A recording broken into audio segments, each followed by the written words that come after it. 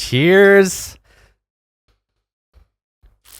So, Austin, today we're going to talk about a new development in your life, which is development. you have moved to the wonderful land of Shonan, baby. Yeah, Shonan, the place I want to live. Yep. But I'll probably have to live there after I've retired and my kids have left or whatever. Oh my God. So God, I don't even know where to start about this place. I feel like I'm living in my fantasy land. Yeah. So let's take a step back, right? Sure. Because I think Shonan is great, and I want to live there too. Yeah. And but I think a lot of Japanese people, if they heard that we want to move to Shonan, or if a lot of English speakers, foreigners listening to this would think, we want to live in Kyoto, or we want to live in Tokyo or Osaka, but Shonan, what is Shonan, first of all? Okay, so geographically, we'll start there. If you look on the map and you look at Tokyo, you'll see that there's kind of like this little peninsula that kind of reaches out right under Tokyo, just like a little bit of a ways. And on the other side of it, so obviously it's a peninsula, right? On the other side of the peninsula, there's kind of like this little bay area, and there's like an island right here. So that area is Shonan. Yeah. That's the what the area is named. Yeah. And culturally, it's kind of like a vacation area for Japanese people. It's considered very almost tropical. It's very close to Mount Fuji also. It's really close to all the tourist destinations. Yeah. So we're talking about good places like Kamakura or Hayama. Hayama. Is Izu part of Shonan? I don't know. Okay. Maybe Zushi also. Sushi. That's why I was thinking about sushi. Yeah. Sorry. Zushi's part of Shonan, but it's kind of more on the peninsula side of things. It's extremely famous for beach culture because they have a lot of really nice beaches there. Surfing, it's basically the top surfing spot outside of Kyushu in Japan. And for foreigners, there's a lot of foreigners that live in Shonan because Shonan, I don't know when, but I'm going to guess probably around the 70s or 80s, they just completely adopted California culture. Really? Yes. Can you go in more detail about that? Okay. So, for example, you'll see beachside burger stands. There's English everywhere down there. There's a lot of just the building structure and even some of the road signs and stuff are structured to look like California road signs. Really? Yeah. Huh. And there's a lot of references to Route 66 or Highway 101, which are really famous highways in California.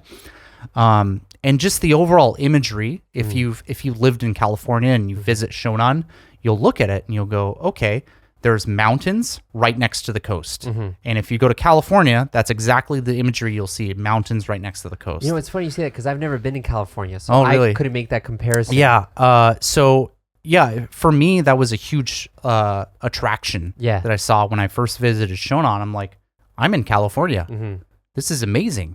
But the good thing that it has that California doesn't is there's not a ton of people that live there. Yeah. My main complaint about living in California is there's too many people. Because if you live in America, it doesn't matter which state you are, there's people who want to leave the state they're in to move to California because it's such a nice place to live. Yeah. So it ends up being overcrowded, but in Shonan, you don't have that problem. It's just so great. Yeah, I feel like, so I feel like in Shonan, a lot of, I've, since moving to the United States, I've always lived within a 10-minute walk of the beach, no matter where I've been. Yeah. And I really like being so close to the beach. Yes. And I remember in the States, you have beach towns or you have resort areas near beaches where you have a bunch of shops and stuff. And it kind of reminds me of that a little bit. Very much. But yeah, I just like the fact that, I feel like people living down in Shonan are much more relaxed. Yes. So I'm glad you brought that up. Yeah.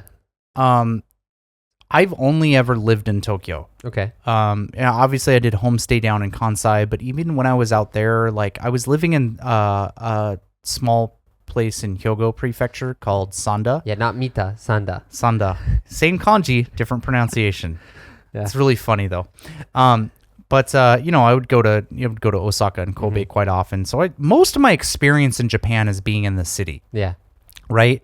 And I've known that the culture in Tokyo is very different from outside of Tokyo. I've known that, but I haven't lived it. Yeah. And moving to Shonan, it's like such a night and day experience because in Tokyo it's like bang, bang, everyone's got a plan doing something. No one cares who you are. No one will ever talk to you. Yeah. In Shonan, like, I go out of my apartment and there's like, an obachan just kind of sweeping the grounds. There was a guy that I met from New Zealand yesterday when I was getting on my bike, and we just stopped and had a conversation. Oh, cool. That's something I've never experienced in Japan. Yeah. I've been told that that's something that's pretty regular for people to do, but living in Tokyo, that never happens. And one thing I noticed is my experience looking at high schoolers, and I'm going to say a generalization. Okay. I'm not going to say all high schoolers fit into both these categories, but like when I see high schoolers in Tokyo, I always see them like going off to do something, right? They're like going to Juku. Typically speaking, you see like their skin color is like kind of pale. Like it seems like a lot of students in Tokyo, especially at my school, I see this. They don't get a lot of sunlight. Yeah. And so they have like a real pale complexion.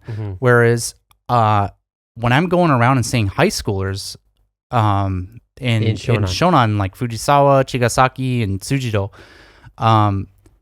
they're all like really tan. Yeah.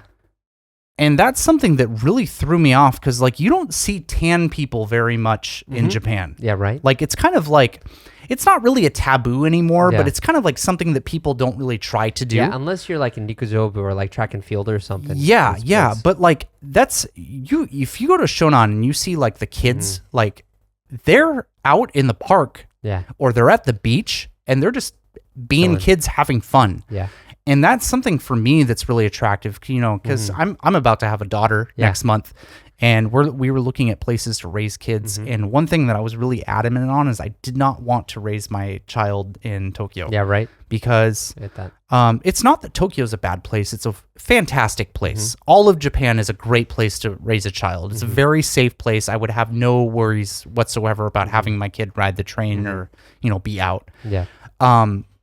But one of the things that I kind of have a criticism on about Tokyo culture is like there's this expectation of like work. Yeah. And that translates over into children also. It's like when you see children in Tokyo, they're usually going to school or they're going to Juku. Like you'll see high schoolers and stuff like, out in Harajuku. That is one exception, but for the most part, they're off going to do some kind of work-related activity. Right. Or something productive, Or something productive, right? And I feel like, this is probably the case in other places in Japan, but when I look at high schoolers in Shonan, they're just being kids. Yeah. And I love that. Yeah. I absolutely love that, man. Yeah, it's way more laid back. I feel like it's much more organic. Like one thing that...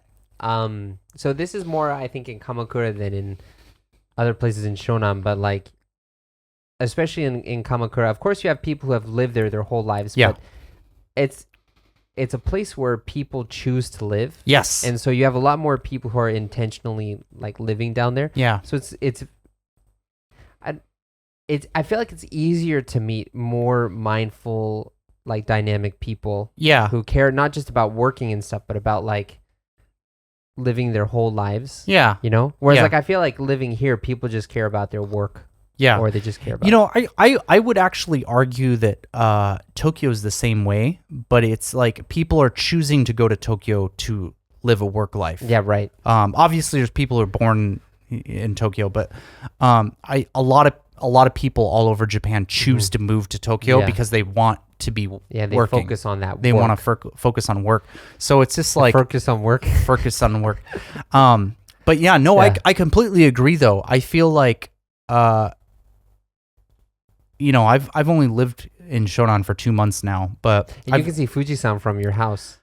Oh my God. Dude, I showed you the picture. You showed me that picture, man. I'm just like, when can I move in? It is like the most breathtaking experience. Like, so I've always kind of like joked with my Japanese friends, like, oh my God, you guys just really over exaggerate Fuji-san. Like, yeah, it's a beautiful mountain, but like, come on, it's not like this spiritual adventure and everything. Like, it's just a mountain. But then it's like waking up every morning, going out on my balcony and seeing like the sunset with Fuji-san. I'm like, okay, I get it. I understand now. I understand. I'm sorry. It's like holy. It's like, oh my God, it's just it's the most breathtaking thing. I could actually see Enoshima also. Oh, really? You can see Enoshima too? Yeah, it's like technically. Yeah. It's like, so the way my apartment complex is situated. So here's the road and my apartment's right here, and then there's another group of apartments right here. So there's like a gap between the buildings that I can see perfectly. Okay. And it's just Enoshima. Okay. I can't see the ocean at all, but I can see Enoshima. Cool. But it's so great, man. So we talked about how I love Shonan, why you love Shonan, but why do you think it is that, like, because I feel like a lot of, especially Japanese people who listen to this, they would think that foreigners want to live in like Tokyo or Osaka or Kyoto or those big places. So I think that's a really good question to ask. So there's two things, right? I think if you're American, I feel like the fact that Shonan has completely embraced California beach culture, I think is very attractive for Americans. Because I think pretty much everyone in America loves being in California. It's like, how could you not? The weather's perfect all year round. Beaches are fun to go to. Everything's accessible. It's such a fantastic place to live. And so Americans love living there because it feels like California. But I think it also really attracts Europeans for a different reason. And the reason why it attracts Europeans is Shonan, like you mentioned, is known for being really laid back. And that's something that's very attractive to Europeans because European culture, pretty much regardless of the country you're coming from, is super laid back compared to like Asian or American culture. So it just kind of brings everyone in. Yeah, I just want to talk about that for a minute because, as someone who was born in Germany, raised in the United States, and live here too, and I've gone back to Germany, I've gone to Europe multiple times, but one thing that my dad loves, like he basically, when he was a junior in college, he went to Germany for the first time, and he never looked back. Like his goal was just, I just want to live in Europe. I want to live in Germany. This is great.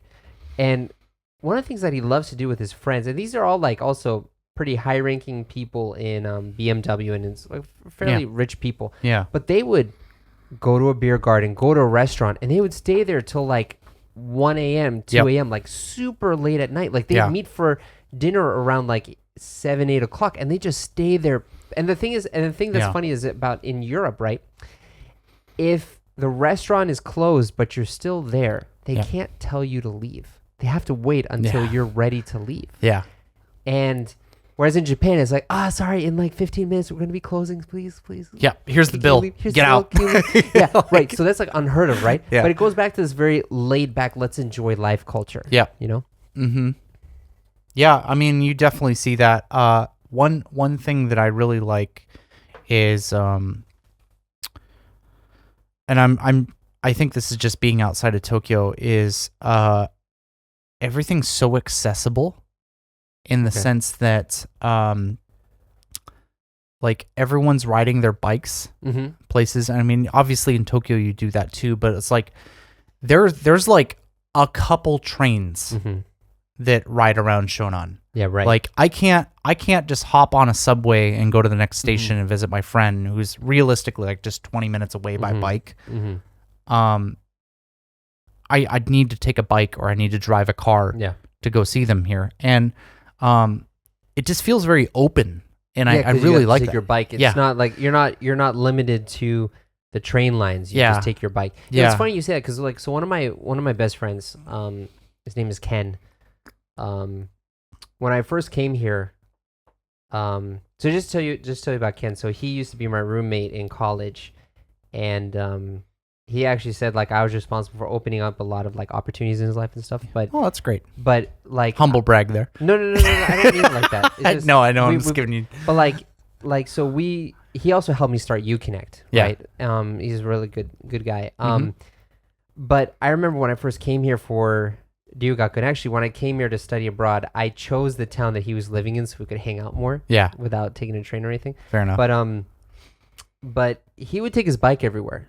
Yeah. And I would take the train. Yeah. It's like, dude, why don't you just take the train? He's like, dude, I get to see Tokyo every day. I get to like see the sights and I can go anywhere. I'm not limited to a train. Like and you know, it's funny because when I started to like not take the train and like walk or bike places, I realized, oh wait, there's like a whole nother world. So I completely agree. I did an experiment actually right before we started this channel last summer. Yeah. Oh yeah, you took your bike everywhere. Where when I started summer vacation, I made a promise to myself, no matter where I was going, until the end of summer vacation, I was not going to take the train at all. Even if I had to bike 2 hours somewhere, I was going to take a bike. And I don't know if I would do that again because it was really inconvenient to go to places. But I will say that some of my best experiences in Tokyo was during that 2 months that I was just riding my bike places because like I don't want to bash on Tokyo when I say that I moved out of Tokyo and I greatly prefer Shonan over Tokyo.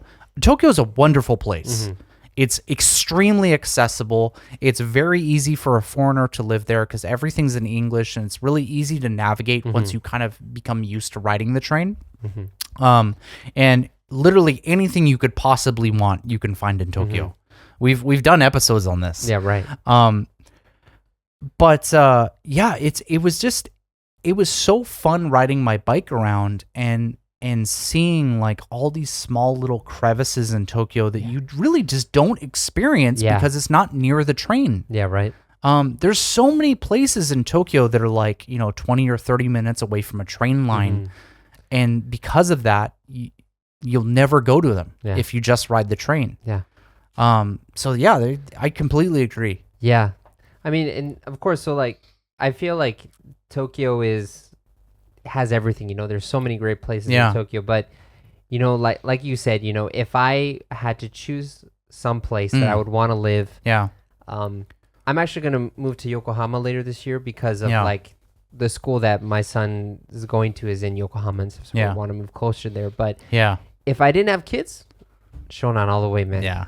Yokohama is actually another interesting place because culturally speaking, it's kind of known to be the foreigner city in Kanto. Yeah.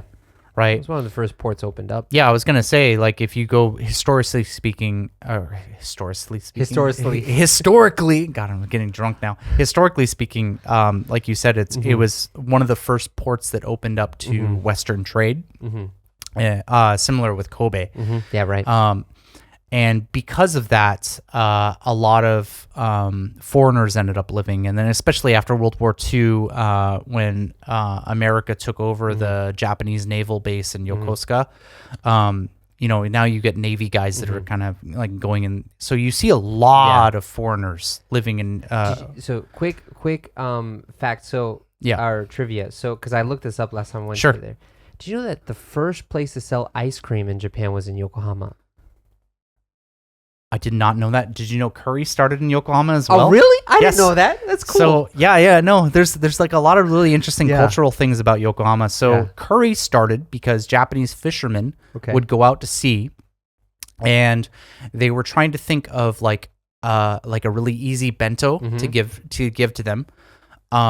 And curry rice, like curry's super easy to make, right? And so you could just make curry rice and put that as a bento and give it to them. Okay. And they would have like a pretty filling meal. Yeah. That was really easy to make. The whole idea was like you could just batch make it for hundreds of people. Okay. And so curry rice started in Yokohama. Oh, cool. Yeah. That's really cool. Yeah. I love Yokohama too. Yeah, Yokohama's a really cool place. I would have to tell you, so if Shonan is like California, I would have to say that Yokohama is like Boston. And you've never been to that. You've never been to Boston, I've never been to Boston, but I mean, obviously it's like being Americans, like you kind of understand what Boston is like just through like movies and stuff. Yeah. Yeah. And so like, because when I went to Yokohama, I felt like, wow, I feel like I've been here before, even though it was my first time, Yeah. But yeah, I don't know. That whole area, I feel like I'm Kanagawa Kenmin now, and I think I will be Kanagawa Kenmin for the rest of my life. Yeah. I think. Yeah. No, I agree with you. I think if we go back to the broad topic of like where would foreigners live, there's a couple places that spring to mind. But Kanagawa, I would say, is like probably the biggest foreigner place. Yeah. Like a person moving to Japan and looking for a place to live. I think Kanagawa is probably the most international prefecture in Japan. Yeah, I maybe think so. Outside of like Okinawa, but like Okinawa is like maybe some people will be offended if I say this, but like Okinawa just feels like America. Yeah. Like, because there's so many military bases there, and it's so influenced by American culture that I think, like, when I go there, it's like, oh, there's a Taco Bell right there. I would say Kanagawa is more like, it's more international, diversely international. Yes. It's not like one nation is represented so much. Yeah. You have like different little spots, which will feel like they're connected to a country. But yeah, going outside of that though, there's a couple places that I've looked at and I've thought that, man, this would be a great place to live. So right off the bat, going to the extremities of Japan, Kyushu. Yeah, I was gonna say Fukuoka actually. Yes, Fukuoka and actually Oita City also.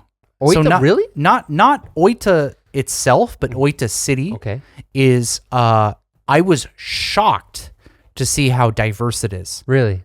Absolutely shocked. So a big reason is they have a number I don't know if it's Temple. I don't think it's Temple. Oh no, it's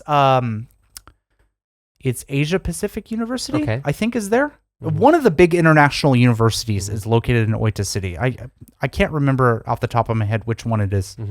But when I went there, Oita City is actually a fairly large city. I would say it's probably like 100, 200, something like that, right? It's like Bellevue. Okay, yeah, I get that. Bellevue, so Bellevue, it's like a small city, but like it's still a city, right? And you go there, and I was expecting, because when I first visited Oita, it's like super countryside, and it's like the culture there is like very agricultural focused. Yeah. And so I was expecting going to Oita City, it's like, oh, this is going to be like really conservative, like old fashioned. Yeah. Like when you think of like traditional Kyushu, it's like there's kind of like a stereotype of Kyushu people of being really, really traditional. Yeah. And when you go to Oita City, it's like not even like that at all. It's there's a lot of foreigners there, and I was really surprised about that. And the reason for that is it's opened up to colleges, and it's known among Japan, but also foreign people moving there. It's known as like a really kind of a vacation spot. Okay. And so that and Fukuoka are really popular to visit. And then on the opposite side of that, Sapporo. Sapporo, right? Sapporo for those Sapporo, American Sapporo, man. Going to Odawara. Odawara. That's Odawara. That's what it's Odawara. Yeah. But I also know a number of people who live up in Sapporo. Yeah. Have you ever heard of that? Oh yeah, I love the place. I've only been there once. I only went there in September last year. I can tell you. So I hate winter. Okay. I absolutely hate winter, but I love snow. Okay. So for me, it's like if I'm in a cold environment and there's no snow, which is usually what you experience in Kanto. Yeah. I hate it. It's horrible. It's like you get none of the benefits of living through winter, but all of the drawbacks. Yeah, right. It's terrible. Oh my God, I hate winter so much. Yeah. But when you go up to Sapporo, obviously there's a ton of snow, right? Yeah. That's like that place is just all mountains and snow. That's like pretty much all there is there. And it's wonderful. Yeah, it's funny because a lot of people talk about how like, oh, the snow is such a pain. Like you have to be careful because I mean, in all fairness, they do get a lot of snow, but like in Boston, we get like 2 meters of snow a year. Yeah, where we live. Yeah, and I love it. Yeah, but probably because I don't have to go to work every day. That's probably it. So I can like do yukikaki. I can shovel the snow by myself. You know? But yeah, no, I get it. I love the snow. But one thing that was interesting when I went to Sapporo and I went to we did like a bus tour. Yeah, we went to like north of Sapporo, it's like Furano in that area too. Yeah, but looking at the fields, it actually kind of reminded me of Europe, of Germany. So that's what I was just about to say. If you're talking about different cultures of people, like we were mentioning earlier, how Kanagawa kind of has little spots where people from different parts of the world will move to. Sapporo is actually a really popular spot for Europeans and Chinese. Okay.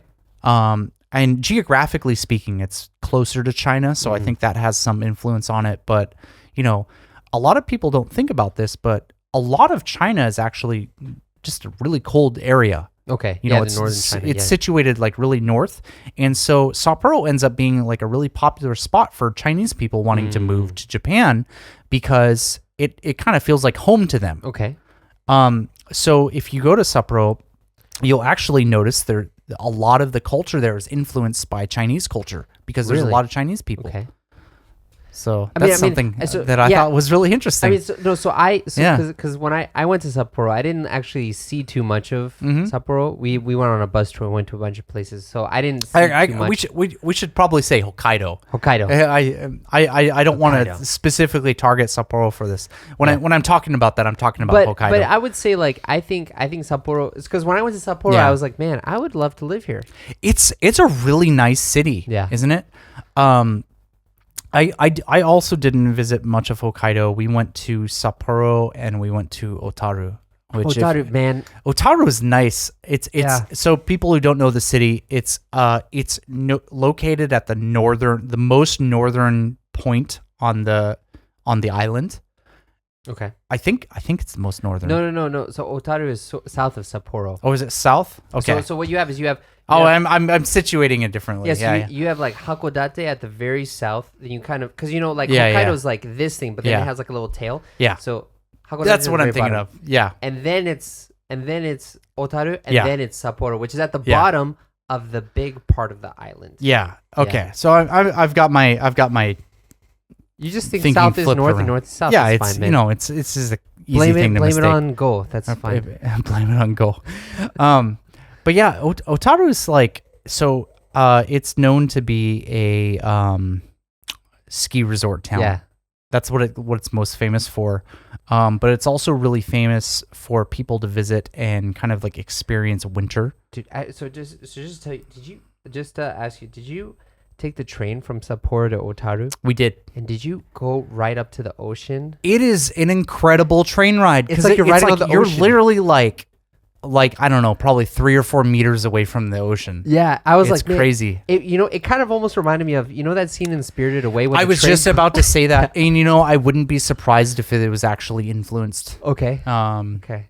By that specific train, because literally it's like you mentioned, you're literally like the ocean's right here and the train's like right here, and you're just for like an hour straight, you're just riding around the ocean, and it's so nice. Yeah, it's a really breathtaking train ride, even if you're just taking the local train. Yeah, man. Yeah. Sorry, just when you said Otaru, so like I want to go to Otaru again so bad.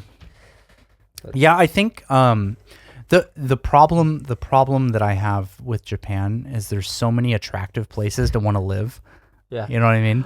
Yeah. Like, yeah, I think if I were to experience another lifetime, like living in Hokkaido would be a really great experience. And the people there are really nice. I had such a great time.